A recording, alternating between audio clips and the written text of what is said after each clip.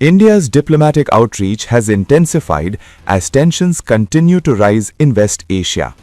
External Affairs Minister Subrahmanyam Jaishankar has once again reached out to his Iranian counterpart Seyed Abbas Araghchi, holding a detailed phone conversation on the fast-evolving conflict in the region. The call reflects India's growing concern over the expanding crisis and its push for peace and stability. This is the third conversation between the two ministers since the conflict began on February 28. According to Jaishankar, the discussion focused on the latest developments in West Asia. In a brief message posted on social media, the minister said both sides agreed to remain in close contact as the situation continues to unfold. Though details of the conversation were not disclosed, the timing of the call signals India's effort to stay diplomatically engaged with all sides. Iran's foreign ministry said that Jaishankar also discussed regional developments with Araghchi during the phone call. It said that the two foreign ministers discussed the consequences of the US and Israeli regime's military aggression on the security of shipping and vessel traffic through the Strait of Hormuz. Referring to Iran's principled approach to safeguarding shipping security in the Persian Gulf, Iran's foreign minister reminded that the insecure situation and problems arising for shipping in the Persian Gulf are a result of the aggressive and destabilizing actions of the United States, and the international community must hold the US accountable for this situation. The conflict escalated dramatically after military strikes by Israel and the United States reportedly killed Iran's supreme leader Ali Khamenei. In a major political development that followed, Iran chose his son Mujtaba Khamenei as the new supreme leader. The leadership change has added another layer of uncertainty to an already volatile regional situation. India has been carefully navigating this crisis through active diplomacy. Jaishankar earlier explained that attempts were made, but the circumstances in Iran have made leadership-level communication difficult. Still, he emphasized that high-level diplomatic engagement with Iran continues through the foreign ministers. I have similarly been in close touch with my counterparts in these countries. Insofar as the United States is concerned, we have maintained regular contacts through diplomatic channels.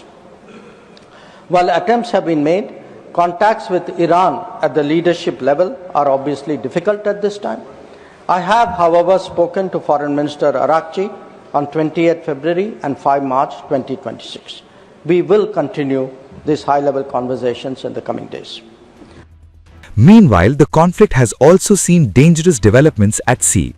A major incident occurred on March 4th when a United States submarine torpedoed and sank an Iranian frigate near Sri Lanka. The warship had earlier participated in a multinational naval exercise hosted by India before entering regional waters. The incident has further heightened tensions in the region and raised concerns about the safety of maritime routes. Jaishankar said India allowed Iranian warships to dock out of a humanitarian gesture and said IRS Dena could not reach the shores before it was blown up. This ship, or these ships, because there were two others as well, when they set out and came here, the situation was totally different. They were coming in for a fleet review, and then they got, in a way, caught on the wrong side of events. For us, when this ship wanted to come in, and that too in difficulties, I think it was the humane thing to do. I think we were guided by that principle. And in a sense of the other ships, one obviously had a similar situation in Sri Lanka, and they took the decision which they did, and one unfortunately didn't make it. The House will also be interested in the issue of an Iranian vessel that is currently docked in Kochi. The Iranian side had requested permission on 28 February for 3 ships in the region to dock at our ports. This was accorded on 1 March. IRIS Lavan actually docked on 4th March in Kochi. The crew is currently in Indian naval facilities. We believe that this was the right thing to do, and the Iranian foreign minister has expressed his country's thanks for this human gesture. India's diplomacy has not been limited to West Asia alone. Jaishankar has also reached out to global partners to coordinate responses to the widening crisis. He held talks with Johan Wadeful and Cho Hyun to exchange views on the conflict and its broader implications. Energy security and global economic stability are among the key concerns being discussed. The situation in West Asia has already begun to affect global markets and supply chains. During his conversation with Cho Hyun, Jaishankar also discussed the safety of Indian and South Korean nationals in the region as tensions remain high. For India, the economic stakes are significant.